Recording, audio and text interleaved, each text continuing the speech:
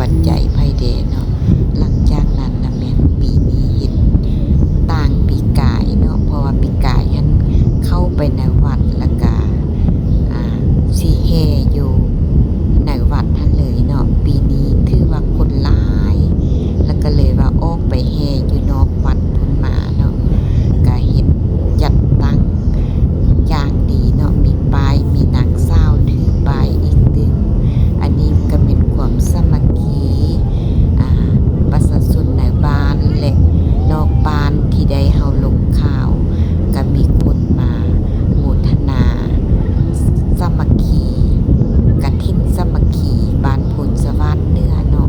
ปีนี้ถือว่าหลายหั่นแหละคนก็มาต่างถิ่นต่างบ้านต่างเมืองก็เห็นหน้าเห็นตาเบิดทุกผู้ทุกคนเนาะผู้ใดที่บ่ได้มาแล้วก็เห็นคลิปแม่แก้วนี้ก็ขอให้ย่อมือสาธุได้บุญได้กุศลนำกันเนาะโดยการเฮ็ดบุญเฮ็ดกุศลนี้บ่แม่นว่ามีหลายมีน้อยเนาะปัจจัยถ้าเฮามีเท่าใดเฮาก็ถ่ายทานเท่าหั้นเนาะมันก็แม่นบุญแม่นกุศลของเฮาแล้วถ้าใจเฮาไปอันนั้นก็แม่นบุญเฮาเนาะถ้าเฮาทานแล้วใจเฮาบ่ไปนำก็บ่ได้ของกินของทานนี้เฮาทานแล้วเฮามีความสุขเฮาปลื้มปิติในบุญที่ว่าเฮาให้ทานนั้นอันนั้นถือว่าแม่นบุญกุศลของเฮาที่เกิดอยู่ในจิตใจของเฮาแล้วเนาะคนเฮาก็ได้สร้างบุญสร้างกุศลถ้ามีบุญหลายเฮาก็สิได้ใส่บุญใส่กุศลของเฮาที่ว่าเฮาเฮ็ดเฮาสร้างมาแต่ศาสตร์แล้วปางล่างเฮาก็ได้มาใช้ศาสตร์นี้ปัจจุบันนี้เฮาก็อยู่ดีมีสุขเฮ็ดน้อยได้หลายขายน้อยก็ได้เงินดีเนาะเฮ็ดค้าเฮ็ดขายอันใดก็ให้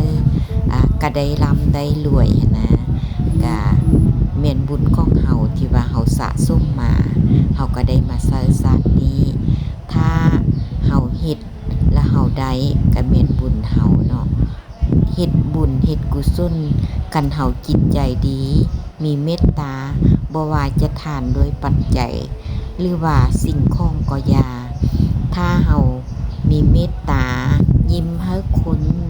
เว้าดีเว้ามวลแล้วก็อันนี้เพิ่นก็ว่าแม่นบุญกุศลคือกันเนาะครูบาเพิ่นว่าเพิ่นเทศศาสนาให้ฟังเนาะทุกคนก็มีบุญเบิดทุกคนนั่นแหละแต่ว่ามันก็ต่างกันที่ว่าผู้ใดเฮ็ดหลายเฮ็ดน้อยเนาะแต่ว่าการเฮ็ดบุญนี้บ่แม่นสิว่าไปเฮ็ดแต่อยู่วัดแล้วได้บุญเฮาเฮ็ดอยู่บ้านเฮ็ดนำพ่อนำแม่เฮ็ดนำลูกนำเต้าเฮ็ดนำเพื่อนฟุ้งหมู่คู่คิดดีทำดี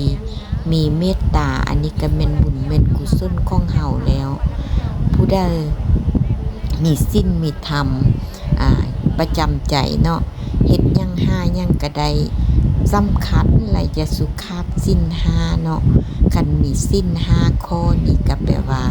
การเฮ็ดการหาก็เจริญ